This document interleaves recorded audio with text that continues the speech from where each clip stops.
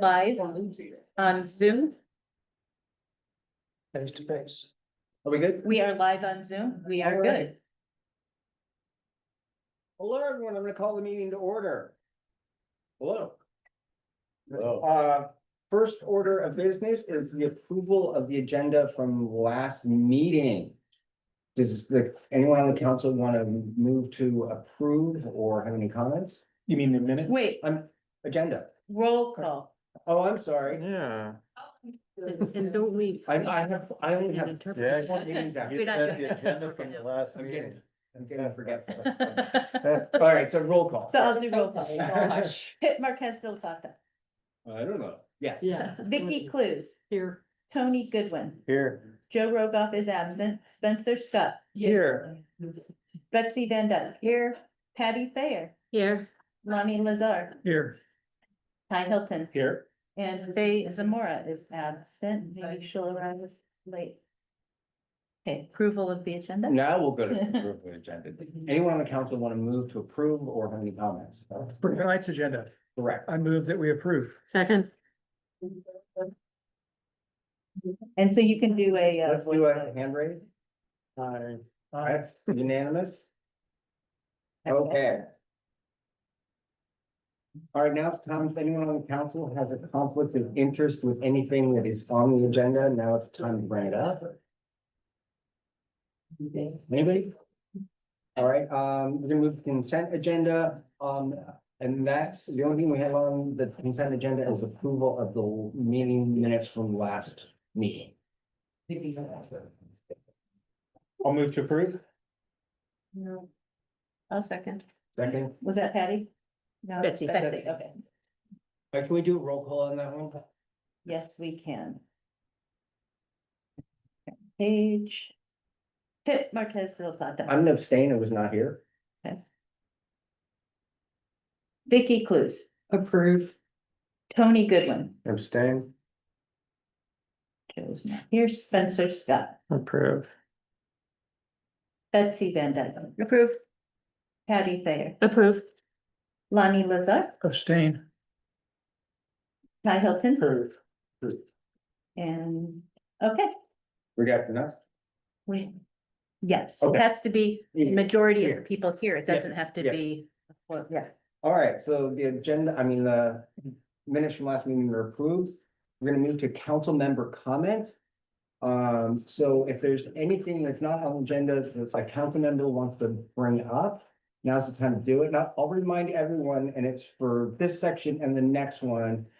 These two sections, remember, were governed by the Brown Act. So these are not discussion back and forth points. These are just announcements or things that people want to bring up. So if you want to comment and I cut you off, I'm not being rude. I'm just following the law. All right. Anyone on the council have anything they want to talk about? Yes. Yes, I just wanted to announce the Monte Rio Revival that's coming up October 3rd that's a Friday from 6 to 9 p.m. It is going to be a creative series that brings Russian River history to life through art, storytelling, and interactive experiences. There will be food, there will be music, there will be a great AV show. So hopefully lots of people will come. Parking is, there's a big parking lot right near the Monte Rio Community Center where you can leave your car, walk across the bridge to what used to be the big, beautiful downtown Monte Rio. So please come and enjoy yourselves. Can you say the date again? Yes, it's October 3rd from 6 to 9 p.m. Thank you. I actually think I wanted to remind, especially folks from my neighborhood, that we're doing an evacuation drill on September 27th starting at 9 a.m. And let me know if you need any more info about that. What neighborhood is that? Hacienda. Thank you. This is not part of the agenda, and I'm glad to see that these flyers for the bike facility in Forestville on Front Street are here. I encourage everybody to take a look at this and scan the QR code and take the survey. There was a very lively discussion at this month's Forestville Chamber of Commerce meeting about particular provisions of the downtown improvement project that looks like it is going to finally, after many, many years, start construction next spring. And there's discussion about whether the current plan is to have a class 2 striped bicycle lane from approximately Cars Drive-In down to Rotten Robbie. And that would result in the loss of a number of parking spaces along Front Street. And the suggestion was made at the chamber meeting that keeping it as a class 3 bike lane for that small stretch of the project would actually be better for both the community and would not really harm bicyclists in a great way. So take the survey. The county is open to trying to get Caltrans to change it without having to kick the construction schedule down the road too far. Thanks. Thank you, Lonnie. That was on my county update. You did a better job than I could have done. And so there might. Well, I was at the chamber Appreciate it, meeting and I yes. spoke to Dan Northern about his conversation with the District 5 office, and so Thank you. glad to take that off your shoulders. Any other? Betsy? So Russian River Pride is the 20th and there's events all week, Wednesday, Thursday, Friday, pillow fight on Friday, not a prom this year. And I'm wondering if we have time to put together a booth or if we've done anything about that.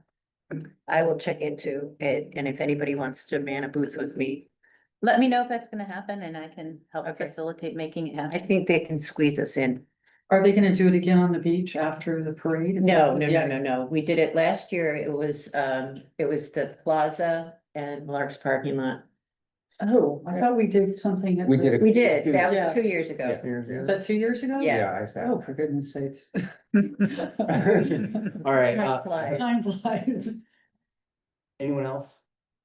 I have some, Sonoma County's favorite thrift store.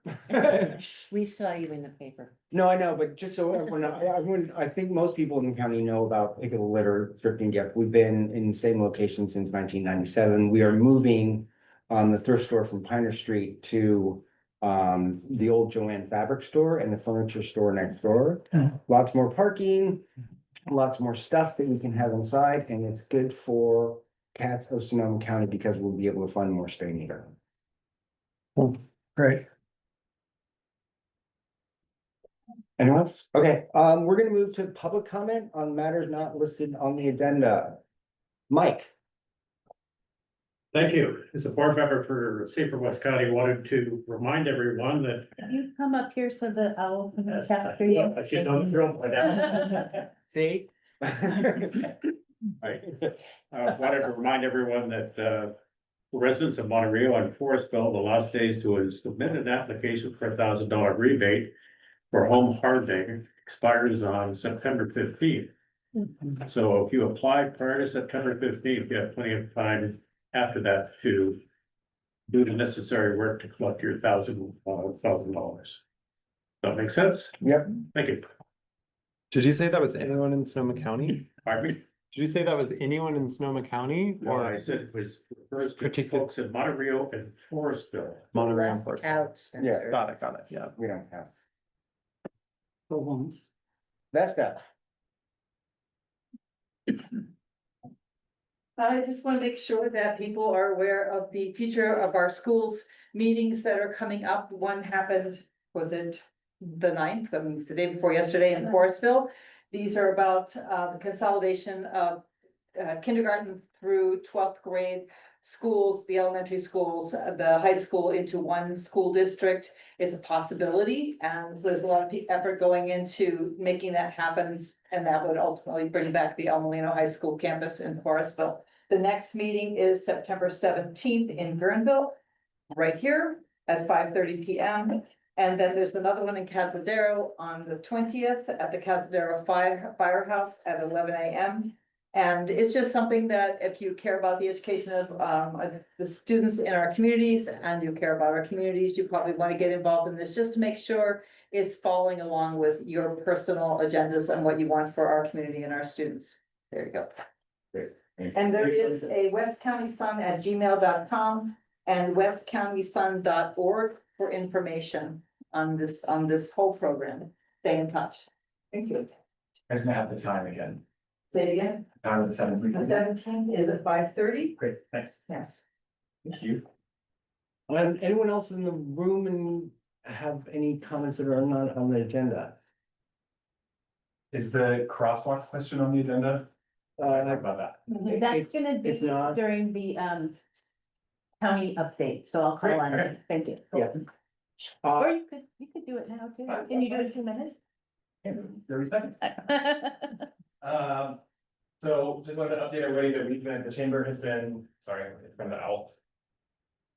The chamber has been working really closely with Caltrans on the construction stuff, and we are like, the construction's almost done. Feels cleaned up, it's Yay. amazing. There's a couple like loose ends that still have to be tied up, but one of the things that gave us the option to do was to customize some crosswalks, and so we've been working with them to see which ones we could do, what placements would look like, and so we have 2 locations picked out. One is it's on Armstrong Woods on the north side and the south side.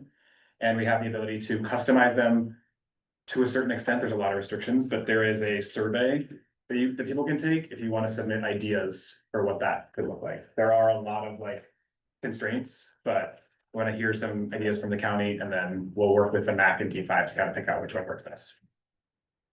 45 seconds. Thank you, yeah, we Thank you. still have time. All right, How do we submit ideas? You can take the QR code right here. And it'll just take you to the survey. Okay, where are these? I didn't see them. Right there, you have Oh, that. thank you so much. Yep. Anyone else in the room Is this a time to speak about something that's not on the agenda?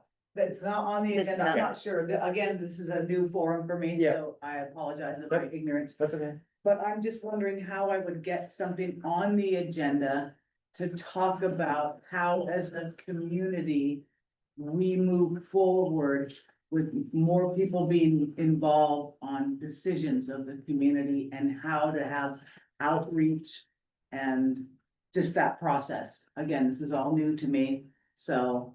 I'm the clerk of the MAC and you can reach out to me and then I can talk with the chair and vice chair about agenda items. Anyone else in the room? Tracy, do we have anyone online? There are no attendees online. Oh, okay. That's the first. All right, county update, item number 7. Okay, I'm just trying to, there is a issue with the owl that I'm just looking to fix and hopefully that fixed it. So I had so Supervisor Hopkins couldn't be here today, due to a schedule conflict. So I had 2 things that I wanted to mention. One was the survey about the crosswalks that the chamber is doing. And then I wanted to tell everyone about the bike survey. And, the other thing is, we talked about this last time, the application period is now open for, this is actually more relevant to the public than the existing MAC reps. If you know anyone who, or if you are interested in applying for a seat on the MAC, the application window is open now until September 24th. And the terms are 2-year terms and they would begin in January. So this is the time frame we need to get appointments through the Board of Supervisors. So the areas that have seat term ending are Guerneville South Pocket Canyon, so that's on the other side of the bridge, Neely and Drake, and Rio Neto, Forestville, and Monterey Villa Grande. So there are, I think there's some of these at the front table, but I'll also put these here. And you can reach out to me if you have any questions about what that would look like and what we do for the map. Happy to That with anybody. Can I ask a question? Well, I don't know, yes, are you done? Yes. Yes, then yes. Could you just briefly, explain what happens next after applications are submitted, just so I actually know somebody that's submitting an application, just like what the process is after you get all the applications? So once all of the applications come in, if there are multiple applicants, for a particular area, then for any area, then what we will do is have a online forum. We've done that in the past. We haven't always done that because that situation doesn't always arise. But it would be online, Zoom, the community can come and, then there'll be an opportunity for community feedback before Supervisor Hopkins ultimately makes the appointment. And then it goes to the Board of Supervisors and all 5 supervisors approve the appointment. Thank you. Debbie? That's all. All right. Okay, we're gonna move to item 8, the biological opinion.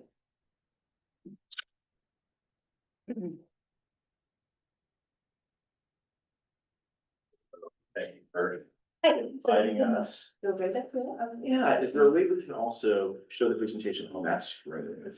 Yes, did you not receive the Zoom link? I'll have to send that to you then right now. Okay. You will log on to the Zoom. That way our recording and our attendees at home will let me see. No, the Wi-Fi. It says Sonoma and there's no password. Okay, so we'll just have a little technical break. I'm gonna actually pause the recording if we do that. All right, we're live. Very good. Thank you for inviting us. And Jessica's gonna pull up the presentation here. She's gonna walk us through that presentation. I think you received a version of it in advance. I'm David Manning. I'm the division manager for environmental resources at Sonoma Water. Jessica is an environmental resources manager at Sonoma Water. If you wanna just back up so you can see it better, I figured yeah. Yes. that- Yeah. Yeah, if you sit right over there by Spencer, yeah. So we have, both of us have been working for Sonoma Water for more than 25 years. I think everyone's familiar with the Sonoma County Water Agency, our branded name Sonoma Water as a water wholesaler. We do water supply, flood control, sanitation, environmental stewardship is a big part of our mission. Jessica and I were actually part of the hiring that happened almost 3 decades ago to begin the process of evaluating how the Russian River project, which is the joint operation, and Jessica can explain this, with the Army Corps of Engineers and Sonoma Water in the management of Lake Mendocino and Lake Sonoma. Those resulting flows in the river for our management of the reservoirs as the subject of review under the Federal Endangered Species Act and also the State Endangered Species Act. But the big thrust in initiating a review of how the system that we manage affects threatened salmon and steelhead in the Russian River really began back in the late 1990s and resulted in 2008 what's called a biological opinion.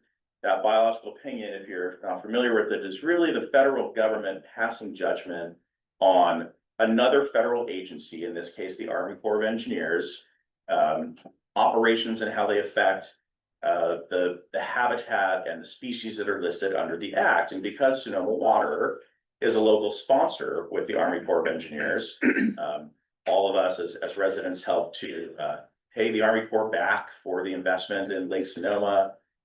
We previously did on Lake Mendocino, and our operations are shared. Sonoma Water doing the water supply piece, the Army Corps of Engineers doing the flood control piece.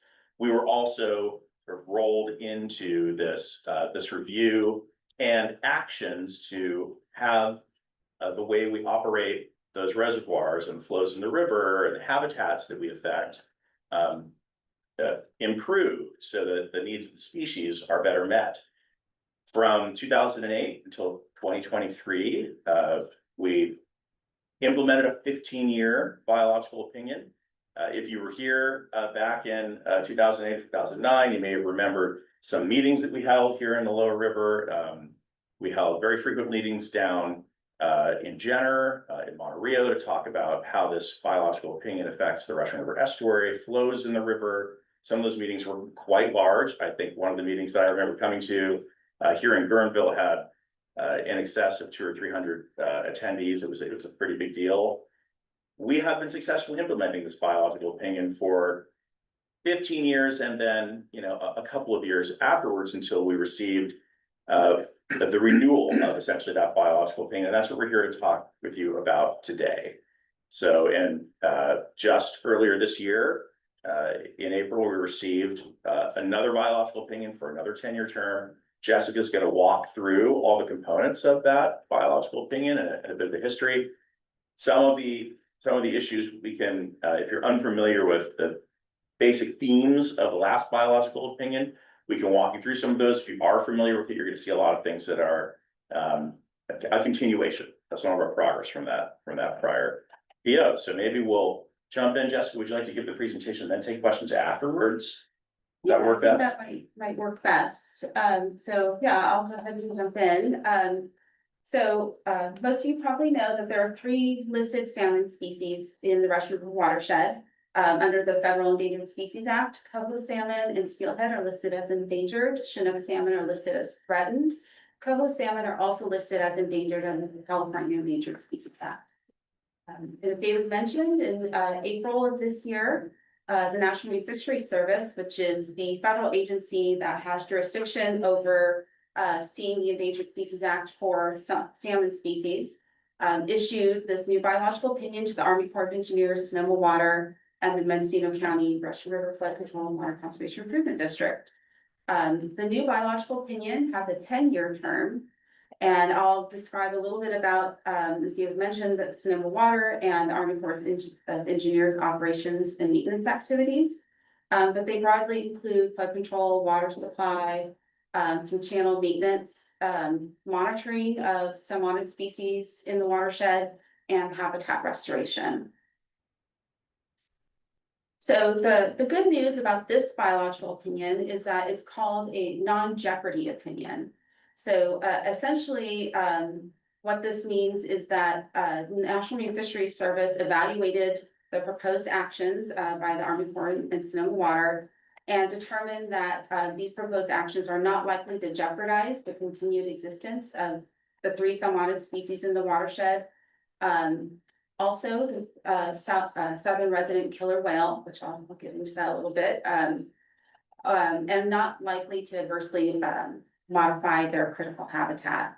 And this is a really big change from the last biological opinion, which was a jeopardy opinion in terms of potential for effects to coho salmon and steelhead. And as David mentioned, we really were very successful in implementing the what we call reasonable and prudent alternatives or mitigation measures in the last biological opinion. We've learned a lot about the species and their habitats, and our current proposed action reflects a lot of conservation measures that we have in operation and in place, and propose some new conservation measures to ensure that we continue to take good care of those the salmon and their habitats. And so that resulted in this non-jeopardy opinion. NMFS does include some what's called reasonable and prudent measures, essentially some additional conservation measures to help avoid adverse impacts. And then another significant addition to this biological opinion is the inclusion of technical advisory groups or continuation of existing ones, and I'll move to that a little bit as well. So I'll talk a little bit about the proposed action. So these are the operations of the Army Corps of Engineers, Sonoma Water, and the Mendocino District that were evaluated in the biological opinion. So you'll see here a map. Apologize for the scale of the map. realize it's hard to see, but this is the Russian River watershed, extending from, headwaters near Potter Valley all the way down to Jenner. And, you'll see Lake Mendocino in the upper watershed, Lake Sonoma sort of in the middle. And, the proposed action includes reservoir and flood control, water supply operations at both Coyote Valley Dam, which, makes Lake Mendocino, and Warm Springs Dam, which is Lake Sonoma. It also includes, deviations from the Army Corps of Engineers water control manuals that, sort of dictate the operations of flood control activities at both reservoirs. To use, what's called forecast informed reservoir operation procedures. And so these, we call it Bureau for short, but this, Bureau, activity actually allows the Army Corps in their operations of the reservoirs to consider, weather forecasts in how they, in their decision making for, flood control releases.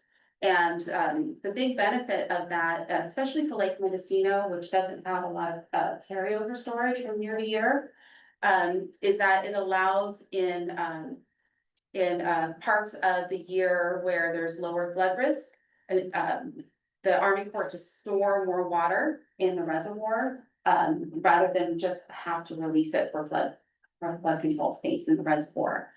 So it gives us a little bit of, more cushion going into the water supply season, and a little more reliability, for water supply out of Lake, Mendocino. This is something that's also being currently evaluated for Lake Sonoma moving forward. So, that's a pretty exciting advancement. Excuse me a second. Cool. Can you back up since your head is right in the middle of the screen for everybody back here? So the biological opinion supports that future implementation of Bureau.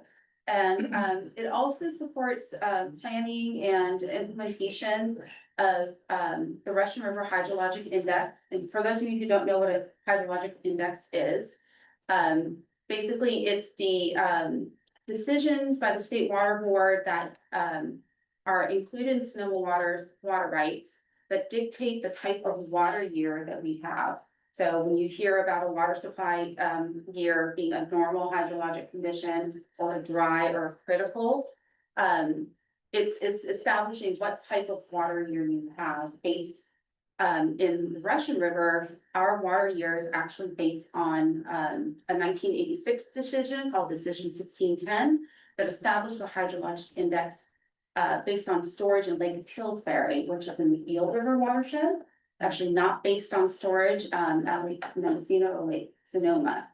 And, this Russian River Hydrologic Index, proposes to move that index from the Eel River to be based, on, storage in Lake Mendocino. And I'll talk a little bit more about that as well. And the big slides, I know it's impossible to read that. If they're the text slides, we'll make them available, so they can be posted. They're posted on the meeting agenda, It's great. and there's like 3 copies on the sign-in table. Slides are all posted on. Yeah, there. So another, part of the proposed action is, the Army Corps of Engineers, activities related to short and long-term turbidity reduction strategies from Lake Mendocino.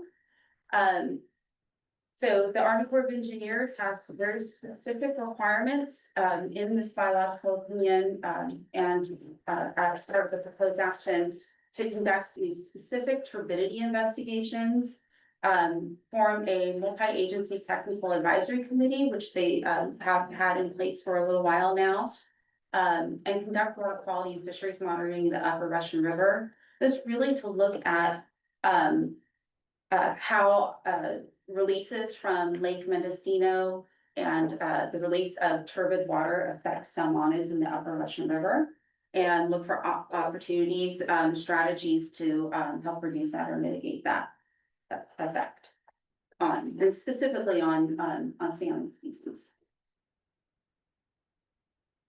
So the other thing, related to, reservoir operations in this biological opinion that's, sort of different from the last one is that for our water supply releases, this, conservation measures that Sonoma Water proposed include, an annual allocation of 2,500 acre feet of stored water in Lake Sonoma to be used for enhancing seasonal fish migration, in Dry Creek and the Lower Russian River.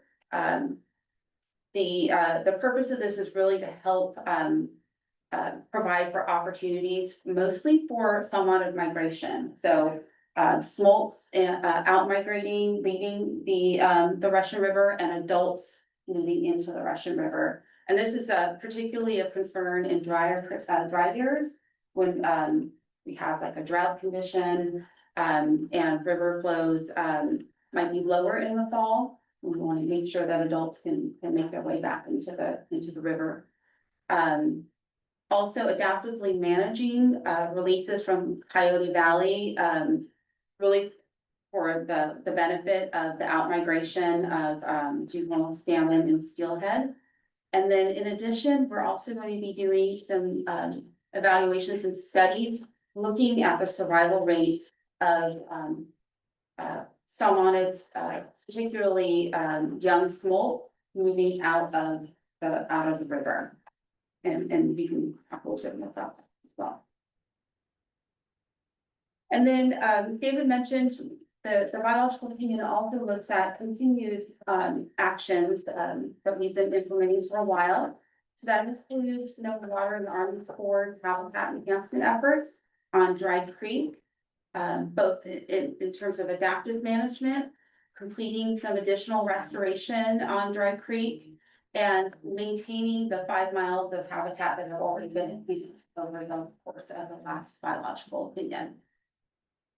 And then, a revised Russian River Estuary adaptive management approach, is part of this project. So, many of you might recall that in the last biological opinion, Sonoma Water was tasked to modify the way that we respond to flood risk, when the mouth of the river closes, and looking during the summer rearing season for steelhead, trying to, manage for lagoon conditions and enhance the habitat for steelhead, that a juvenile steelhead that rear and grow in the summer months in the estuary. And that was really a challenging approach that the biological opinion last time took. But we have learned a lot from the adaptive management approach that he did take. And that what you'll see in this new biological opinion, instead of looking at beach management impacts just in the summer months on rearing steelhead, we're really looking at those conditions that occur as the closures happen, and what species and what life stage are utilizing the estuary at that time. So if we see a closure, for example, in June, we might be more concerned about juvenile steelhead and coho salmon smolts that are trying to leave the Russian River to make their way to the ocean. Or in the fall, if there's a closure in October, we might be more concerned about adult Chinook coming into the system. And if a breach allows an adult Chinook to migrate into the Russian River at a time that maybe water quality is not as ideal. All those factors will be considered along with the flood risk. And so really taking this sort of adaptive approach to evaluating the impacts associated with beach management. And then in addition, we are going to be looking at habitat enhancement of 3 and 5 acres of estuarine habitat for the benefit of steelhead. So in terms of next steps in our water supply operations, many of you have probably heard about PG&E's surrender application for Potter Valley, and the sort of uncertainty that creates for water supply reliability on the Russian. And that is, continues to be a point of a lot of discussion. And one of the things that we propose moving forward under this biological opinion is, what we call time-limited interim petition, so a petition to the State Water Resources Control Board to, move that hydrologic index that I mentioned is based in Lake Pillsbury and the Eel River, to Lake Mendocino, and base it on storage thresholds in Lake Mendocino. And we're calling it an interim petition because we are looking for about a 7-year time frame for that. So that while that is in place, we're working on longer term, more permanent changes to the hydrologic index that hopefully will be better informed by what happens with the Potter Valley process. These all have to undergo CEQA, California Environmental Quality Act review. So we definitely use a public process in all of these processes. But it allows us some time to provide the time of the petition in particular, allows us a little bit of certainty in terms of how we're managing water supply, especially at Lake Mendocino, while we're working through what's going on with Potter Valley and the CEQA process for any permanent changes to the hydrologic index. And then broadly, under the biological opinion, next steps, I mentioned earlier, these technical advisory work groups.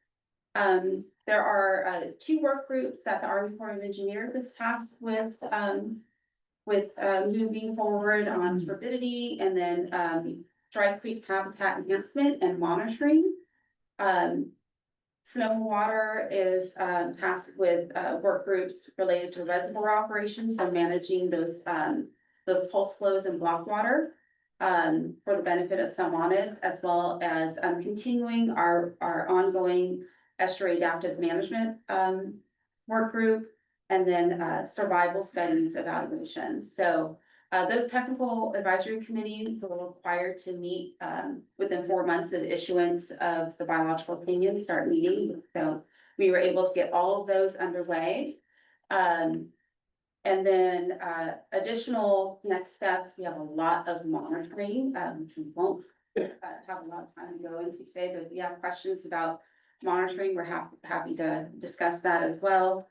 And then the time-limited interim petition I mentioned, estuary management, we have adaptive management plans, as well as a habitat enhancement feasibility study that will be kicking off this year. To look at the opportunities for habitat enhancement in the Russian River estuary. And then continued monitoring on Dry Creek of our habitat existing enhancements and maintenance of those enhancements, as well as we have additional work, ongoing work with the California Department of Fish and Wildlife under the California Endangered Species Act, and we'll continue to work with them on a permit for coverage for coho salmon. And that, David and I are happy to take questions. Great. We'll go to council first. I know I have a question on mine.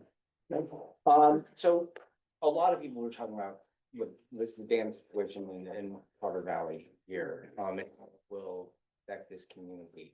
I've got a little bit lost when you talked about this 7-year interim solution.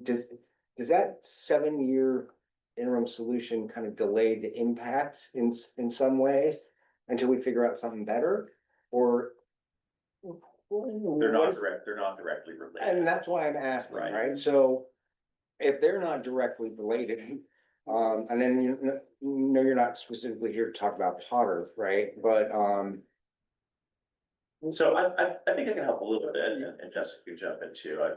And I wear 2 hats. Right. One is this division manager for environmental and Snow and Water. The other is the executive director of the Eel Russian Project Authority. yeah, So the entity that's created to implement this new Eel Russian facility. yeah, So that's on a completely separate track that's sort of paralleling PG&E's surrender and decommissioning process, attempting to get that new Eel Russian facility to be constructed when PG&E decommissioned this project and removes its 2 project dams. What we're talking about doing is sort of independent of that, is improving the way we manage flows in the Russian River by delinking how hydrologic conditions in our watershed are described compared to the Eel River watershed. And what that does is that allows a more conservative and realistic look at the storage in Lake Mendocino. So the big deal for us in the Potter Valley project is really this new diversion is to provide the reliability in Lake Mendocino that allows us to follow the schedule of flows that we have been in the Russian River watershed. So, you know, normal flows, dry flows, critical flows are all dependent on now the storage levels in Lake Mendocino. So the higher we can keep those storage levels and the more conservatively we can manage that pool of water, the more sustainable, you know, the entire river system will be. So they're connected in, I would call this move of a hydrologic index, it's like a resiliency strategy that is really, you know, it's only magnified by the continued diversion of water from the Eel to the Russian River. But it's also a response to, and this gets into the whole history of the Potter Valley project, the declining amount of diversion through PG&E's project over time. So we have been trying to grapple with ways of making Lake Mendocino more sustainable. What Jessica mentioned, the forecast-informed reservoir operations is a giant step in that direction. So it really allows us to hang on to water that would otherwise be released by the Army Corps of Engineers as flood control by taking advantage of better forecasting tools and, you know, risk tolerance for flooding is something that the Army Corps of Engineers is very concerned about. By implementing FERO, we're able to allay those fears using science. The hydrologic index, same thing. It's our understanding of hydrology has changed a lot over time and allows us to better manage that lake. So I would think about the two things that are in the biological opinion, FERO and the hydrologic index, as sort of responses to make our system more resilient in anticipation of further change through the Potter Valley project. Okay, that answers my question. I have a question. Yeah. Well, you mentioned that your primary concern in the estuaries at certain times of year in like the fall, I assume once flows have stopped, is pollution. And I'm curious if you have like a list of your primary pollutants that you're most concerned about, and if you have any, I don't know, like jurisdiction or ability to give feedback on where these pollutants are coming from. So, Sonoma Water is not a regulatory agency. Yeah. But we do work really closely with, like the Regional Water Quality Control Boards, Department of Fish and Wildlife, NIMS, Coastal Commission, everybody, that you might think would be at the table, down in the estuary is part of our working group. We really are looking very closely at, water quality conditions, like dissolved oxygen, turbidity, salinity, and we're really trying to track like how that water quality affects habitat. We also do regular nutrient monitoring during the summer months in the estuary, both in the estuary and then on the sort of lower river, the most downstream is Patterson Point. And we do weekly grab sampling, so we're looking for nutrients, we're looking for bacteria like E. coli and Enterococcus. So those are like the primary things that we're looking for. We're not looking for pollutants like PHAVs or petroleum products, things like that. But the conditions that we see in terms of the DO and temperature, those help provide sort of the understanding of how good water quality is. And we're sharing that with our resource agency partners on a regular basis. We also make the results of public on our website. So folks can download that information as well. Is dissolved oxygen a function of, let's say, like algal blooms, like and which is a function of nutrients? Is that why you monitor that? Yes, so well, it's a function of nutrients. It's also a function of ecology, and so estuarine habitats tend to be what they call eutrophic. There's a lot of productivity that happens in that environment.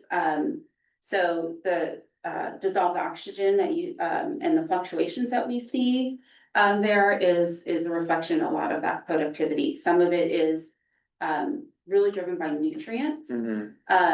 But things like, the tide, the density of salinity in different parts of the estuary also drive dissolved oxygen. And whether the river mouth is open or closed is another sort of factor in, how we see dissolved oxygen conditions change in the estuary. Thank you.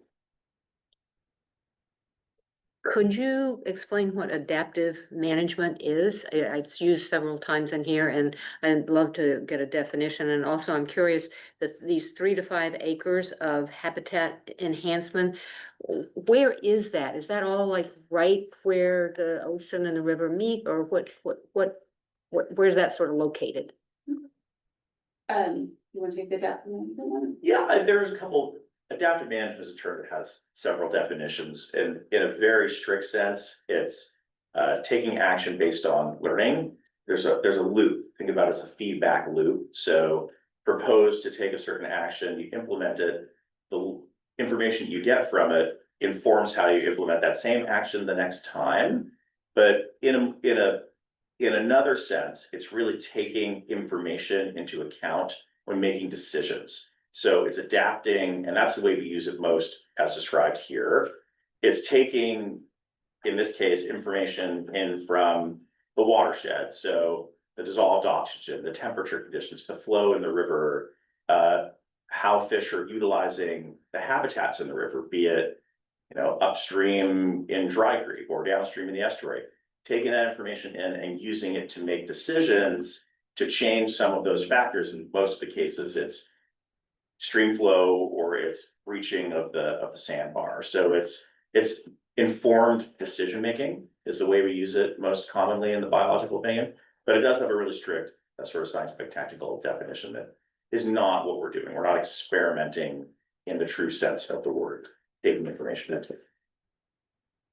And in terms of the habitat enhancement in the estuary, right now we have some concepts of potential locations that may provide the best habitat enhancement opportunities. They're kind of spread out throughout the estuary. So Lower Willow Creek Marsh is one, and you may know there's a lot of evaluation right now looking at habitat enhancement opportunities within Willow Creek itself.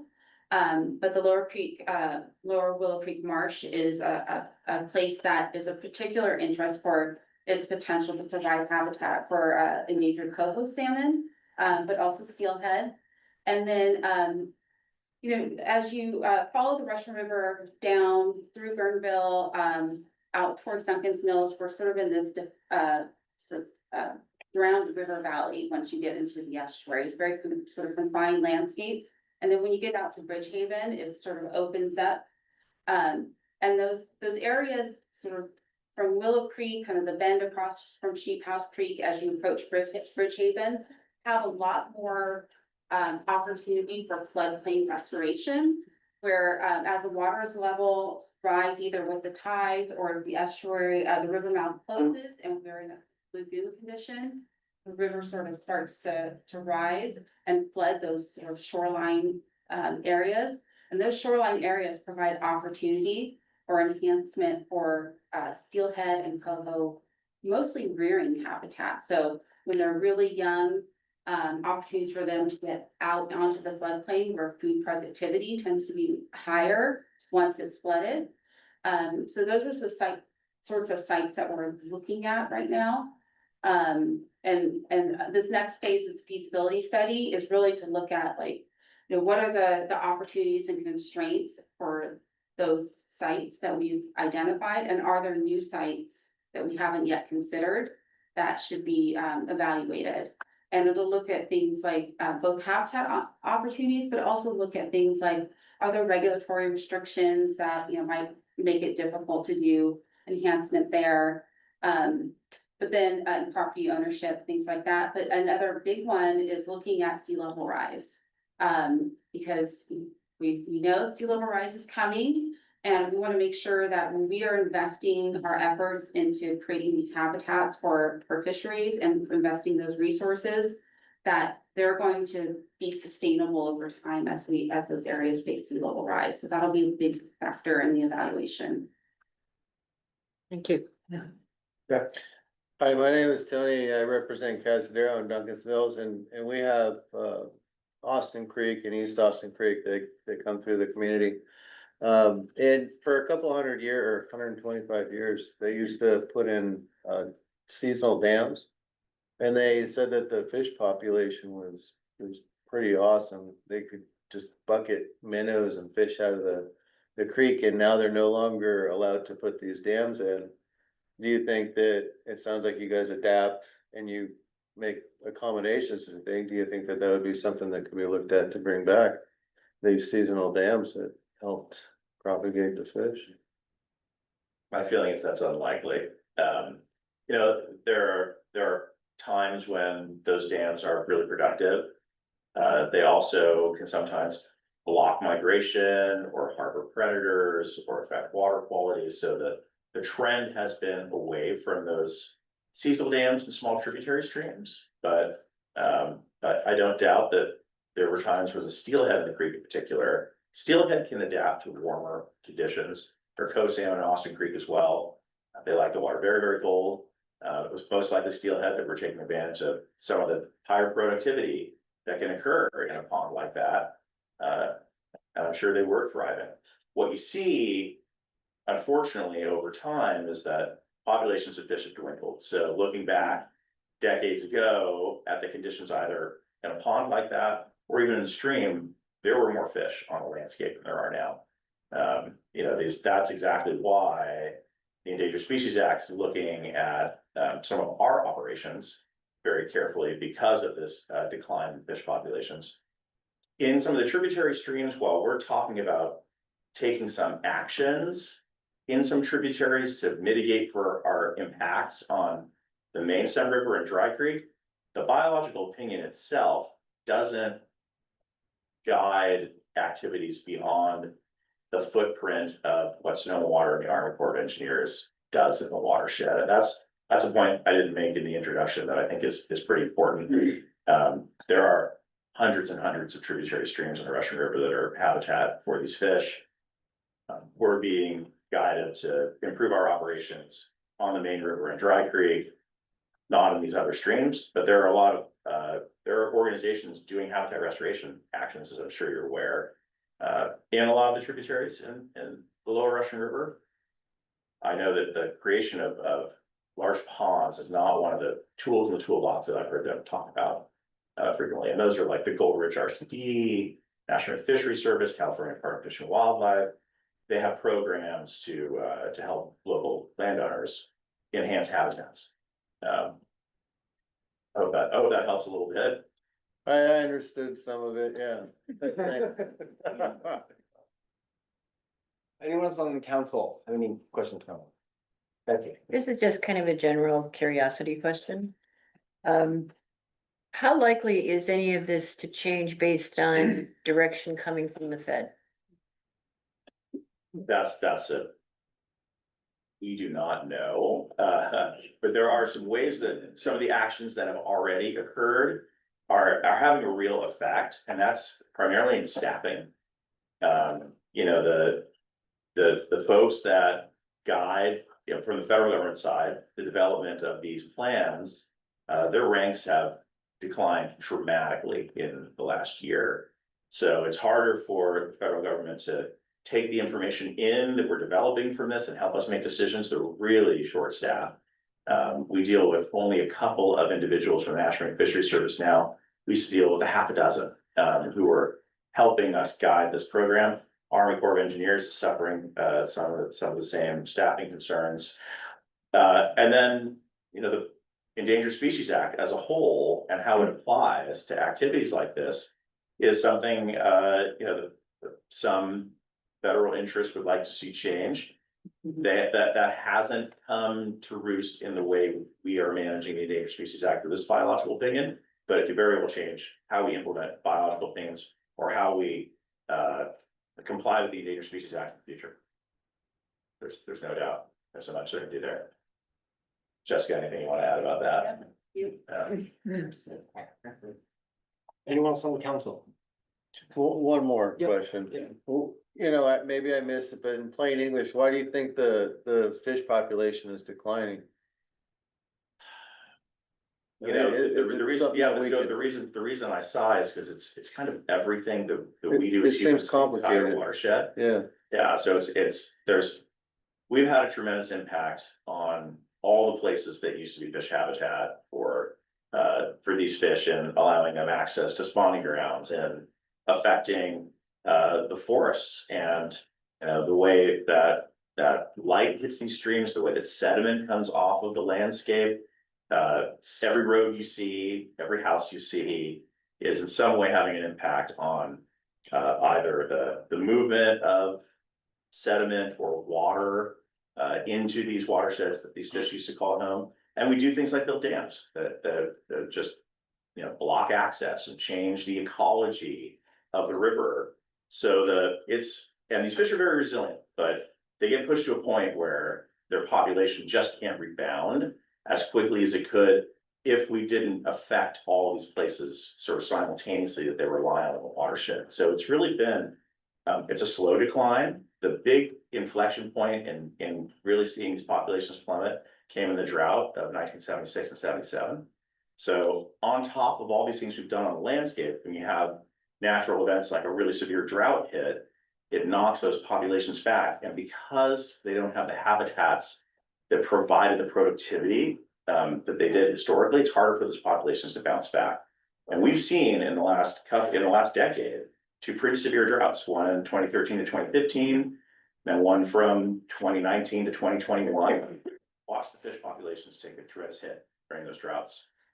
In fact, steelhead haven't quite recovered to where they were before that drought in the recent drought in 2019 to 2021. Chinook salmon are starting to come back. Cove salmon have actually rebounded pretty well. We see more cove salmon now in the watershed than we did 20 years ago. But the other factor we have very little control over, at least on an individual basis, is what's happening in the ocean. So the ocean, and it has cycles, natural cycles that drive currents and nutrients and the availability of food in the ocean. And because these fish spend half of their lives or more feeding at sea, when they go out to the ocean as young fish and don't encounter favorable conditions, they see tremendous crashes in their population. And that has happened with Chinook salmon. We're in the third year of a commercial fishery closure for Chinook salmon. We see those same patterns reflected here in the Russian River. When there's bad ocean productivity, we get less fish back. If those fish are coming back at a time when there's a drought and there's less resiliency in the habitat, the numbers go down even further. So unfortunately, these fish, they're resilient, but it's been sort of death by 1,000 cuts in terms of their population over time. and then I guess there's the nuclear leak in Japan that's finding its way over here too, and I guess. And I don't think it's anybody's guess if that has an impact or not. Probably, who knows, right? So it's everything from the climate to our effect on the landscape. These fish are, they're telling us something. We're doing our best to try to keep them on the landscape. There are some real success stories here in the Russian River. I think, the greatest thing about living in this community, I'll call this community not just the Lower River, but the Russian River in general, is people really value the natural resources in the landscape, and they're willing to make choices and investments to preserve that. And it's something rewarding for us working for local government to see that kind of investment and that enthusiasm. So there's hope. I think there's hope. Anyone else on the council? Anyone in the room have any? Yeah, that stuff. Oh, sorry, I didn't see it. Was that Nick? It's another question. Could you come up?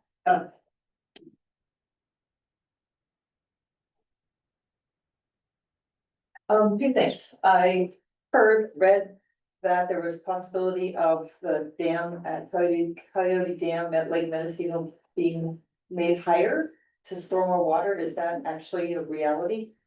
So there is, right now there's a feasibility study that the Army Corps of Engineers and local sponsors different than Sonoma Water. So the Mendocino County Inland Water and Power Commission and the Lytton Tribe, Lytton Rancheria are local sponsors with the Army Corps of Engineers looking at the feasibility of improving water supply reliability in Lake Mendocino.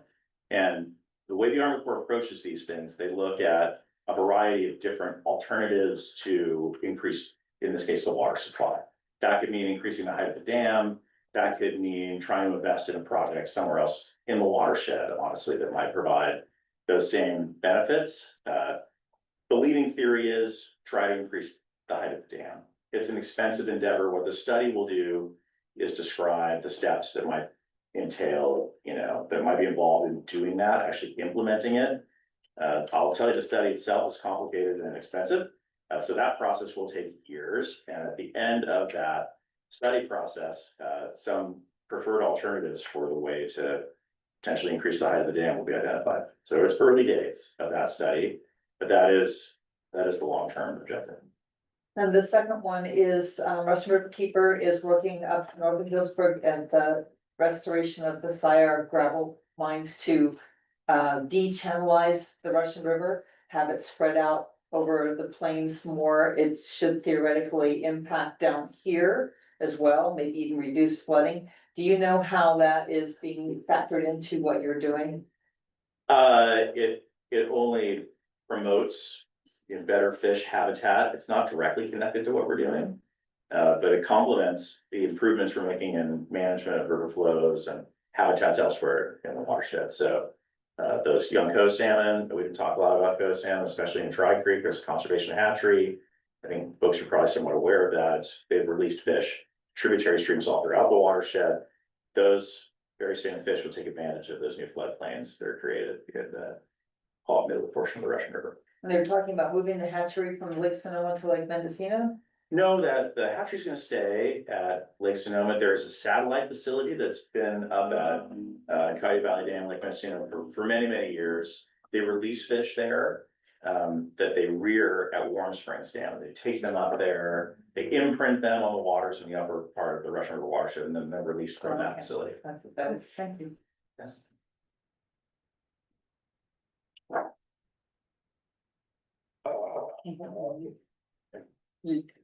Nick, well, Thank you for your presentation. That was all really interesting. So. Sorry, that way the owl will get you. Yeah, right there, yeah. Thank you. So you talked a lot about, salamanders, today, but, obviously that's not your only consideration and how you manage water in the river. There's also agriculture and drinking water and stuff.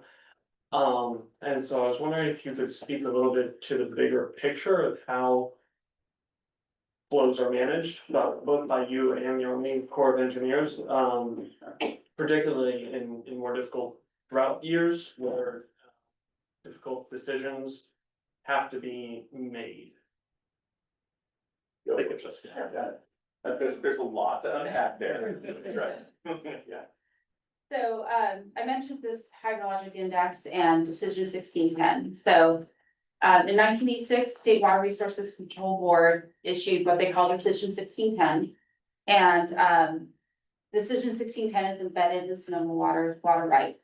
It establishes not just the hydrologic index that determines what kind of water year we have, but, associated with that type of water year, it identifies minimum stream flow requirements.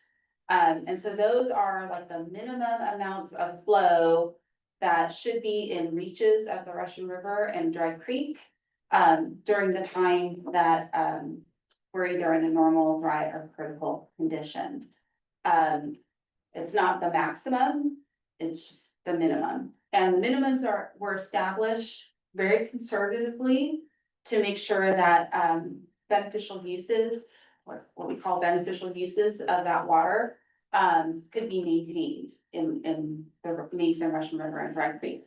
The beneficial uses are things like habitat for fish, drinking water availability, enough water for riparian corridor, and habitats, things like that.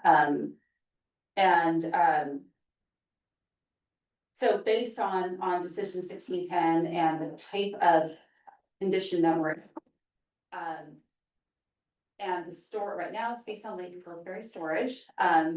But the amount of water that's stored, if we're in a normal condition, sets the type of minimum stream flow requirement in different parts of the river.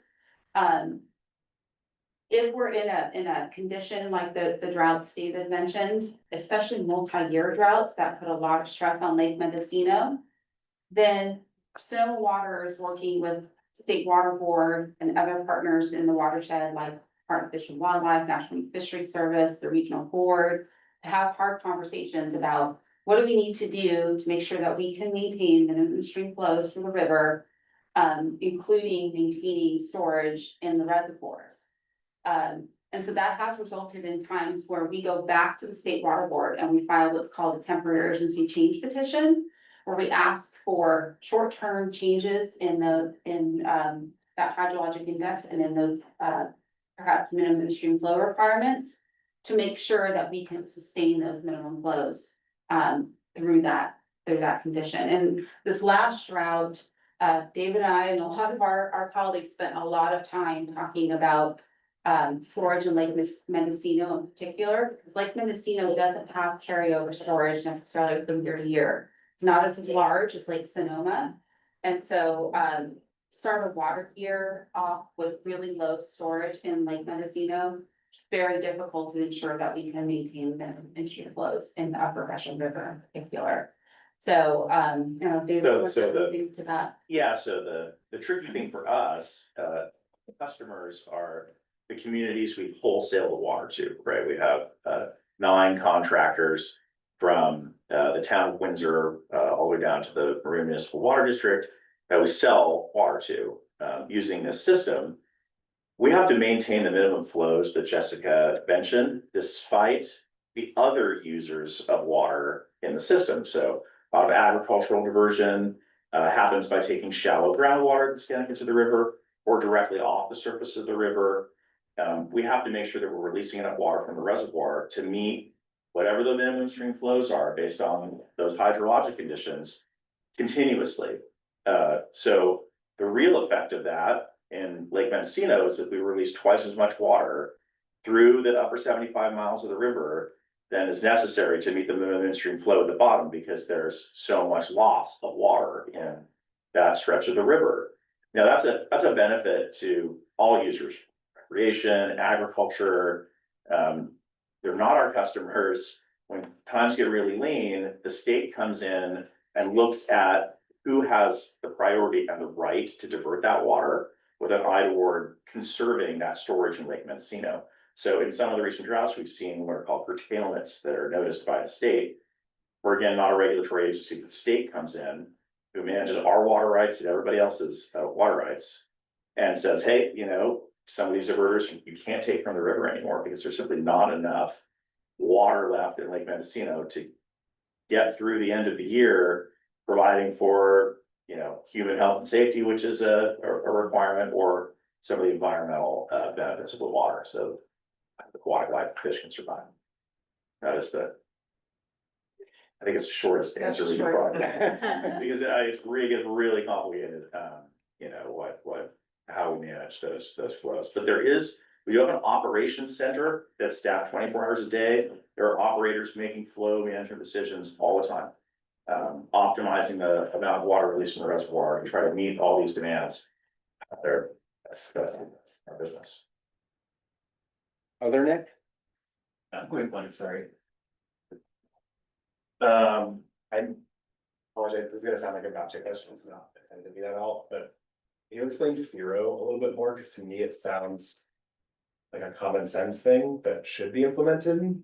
So I'm confused why it wasn't before and what the process is of trying to get that implemented in Sonoma. Yeah, so the good news is it is being implemented. Yeah, so it's having it approved by the National Fisheries Service as something that's not gonna jeopardize fish, and it's actually a benefit to fish, is the big deal for us to have it in this biological opinion. But the program of forecast informed reservoir operations, it was really born out of the previous drought that I mentioned, 2013.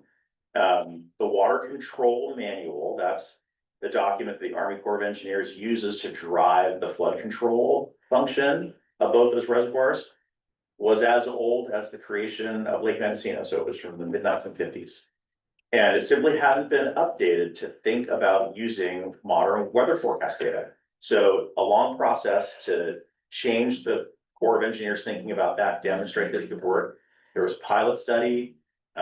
Once that pilot study was successfully implemented, the Army Corps of Engineers allowed, like a temporary change in the amount of water that can be stored in the winter time. And created a pool of water, in the lake that can be managed flexibly depending on these forecasts. The really exciting news is that is now a permanent feature as of, the end of October. The Corps has been going through an environmental, review process, and they have approved that as a permanent change to the way Lake Mendocino is operated. The first in the entire country, actually, to use that technology to change the very strict operating rules for the reservoir. Because of those successes and using the same forecasting tools, there's a pilot, something called a minor deviation, very technical term for the Army Corps of Engineers, in the flood operating rules in Lake Sonoma right now. Between those temporary rules in Lake Sonoma and the permanent rules that are enacted now in Lake Mendocino, we're saving 30,000 acre feet more water between the two reservoirs. 19,000 acre feet in Lake Sonoma, about 11,000, 12,000 acre feet in Lake Mendocino. It's huge. It's akin to adding height to the dam without adding a height to the dam. So it's not a technical innovation, it's just updating it based on technology that we already have. It is, I mean, the technical innovation is taking it, is really understanding how storms affect this part of the coast, and most specifically atmospheric rivers. You've heard that term. And so there's a companion piece to forecast and inform reservoir operations. You're gonna love this. Advanced quantitative precipitation information system. It's yeah, right. So it's bringing more advanced weather radars to our region, to the Bay Area. One of the problems with even using existing radar and forecast information, these atmospheric rivers, the moisture that they contain is flowing below where most radars are looking. They're looking higher in the atmosphere where these atmospheric rivers travel. So this new network of radars, and we'll have 4 of them installed by the end of the year. Maybe there already are 4 installed. There's one in process, but not the first. They'll really help the accuracy of those forecasts. So when weather forecasters look out at the Pacific and they see a storm coming 3 or 4 days away, they can better understand where that storm is going to land. Is that atmospheric river going to land on top of Lake Mendocino? And if it does, the Army Corps of Engineers is going to be very conservative and start releasing water. If they know that it's going to slide 50 or 60 miles to the south, they're going to hang on to that water. So that's the innovation, is using the weather, the modern weather data. Got it. And last question to bring this up, because the question we get all the time is like, this is a really great macro story, but it's always gonna be like, well, how does this affect me? And so like, how can I answer that if we talk to people like, this new FERO strategies are going to, in the city of Guerneville, They're gonna improve the flood forecasting, right? So you're going to get, in the case of, a giant surprise storm that otherwise there would be very little knowledge about. Now space can be created in Lake Sonoma to make sure that there's no additional flooding downstream here in Guerneville. There's a very close connection between the flood capacity in Lake Sonoma and the amount of water that ends up down here in Guerneville. In fact, there are rules in place that guide how much the Army Corps of Engineers can release and how quickly they can release that water from Lake Sonoma to minimize flood risk downstream. If without these forecasting tools and without the flexibility that Bureau is affording the Army Corps of Engineers, the flood risk would be higher. So it's a flood risk reduction. so flood risk reduction in the winter and then in the summer, does it affect anything at all? Keeps more water in the system, so that it's more likely that there are normal rather than dry or critical conditions. If you wouldn't mind, if I can have to follow up to that. So I think it was the last atmospheric river we had. I think we were all very surprised by the length. Was it the last atmospheric? No, it was the first one last. Yeah, but the first one, right? It stalled. Yeah. Right? It didn't- Yeah, and so we didn't really know what was gonna happen, and we didn't think it was gonna be as bad as it ended up being. So this would basically take care of that problem of us not knowing. It improves the knowledge. It's not going to. Oh, well, I know, but it's gonna make it better. The weather forecast. Yeah, the AQPI, the weather monitoring tools that Dave mentioned. One of the benefits of that is we all know there's a lot of sort of microclimates within the Bay Area. And these are positioned throughout the Bay Area to help fill in some of those microcosm gaps. So, that is another benefit in terms of forecasting, that you'll hopefully get more accurate, forecasting for certain parts of the day. And that feeds into the fear of the solar. Great. Anyone else in the audience? How many? Yeah, It's just a quick, when you say restore the habitat, what exactly do you do to restore habitat? So, yeah, so, I'll use Dry Creek as an example, so. Dry Creek, obviously a tremendous misnomer, the lower part, lower 14 miles of Dry Creek, watered all the time now with the nice cold releases from Lake Sonoma. That river channel, has undergone a bunch of changes over time, some related to the dam, some not. It's become sort of a very simple, relatively narrow corridor. And what these fish need, and you add that high flow water to it, the fish don't have a way of escaping that higher velocity when they're young, when they're in the first year or two, when they're living in stream. They need log jams and side channels and floodplains that can be flooded to take advantage of that nice cold water by getting out of that flow. And we have to mechanically create those places, like in Dry Creek. We actually go into the floodplain with heavy machinery and we dig out channels and we add wood, which we call large woody debris, and boulders, and reconfigure the stream so that it meets the habitat requirements of those young fish. And there's an ongoing maintenance component to that, because if we were to just walk away, the channel would kind of retreat back to the way it was. That's the Dry Creek example. There are other places, like Jessica mentioned, in Lower Willow Creek, where there can be, the removal of some historic deposits of sediment. There can be, excavations to take advantage of winter floods and tides that allow better habitat. And you'll see in a lot of places throughout the watershed, just the addition of logs back into the stream that are no longer ending up in the stream like they once did because of forestry practices or clearing of streams by residents and agencies. The landscape was a lot messier when these fish were really abundant. And we simplified it, so trying to bring that complexity back to the watershed is the goal of a lot of habitat restoration. Excellent. thank you. Thank you guys so much. It was really informative. Pleasure. Thanks. Bill and Fisher in good hands, thank you. Yeah. It takes all of us though, and so learning about what we're doing here and asking these questions really helps. Great. Thanks for coming. Busy. Thank you. Thank you. Thanks. Okay, we're gonna move on to item number 9, which is our last item on the agenda, which is the dissolution of the ad hoc committee that we focus on community engagement. First off, I want to thank all committee members. I think it was Carrie, Betsy, Patty, and Vicky. Yep. Right? For the work that they did and the recommendations that they gave and that the MAC adopted, so thank you very much, but I hereby with that, we are adjourned. There we go. Thank you. What? That was good meeting. I was, I feel better. I was your experience. Oh, it's good. It's nice and hot. Oh, yeah. Yeah.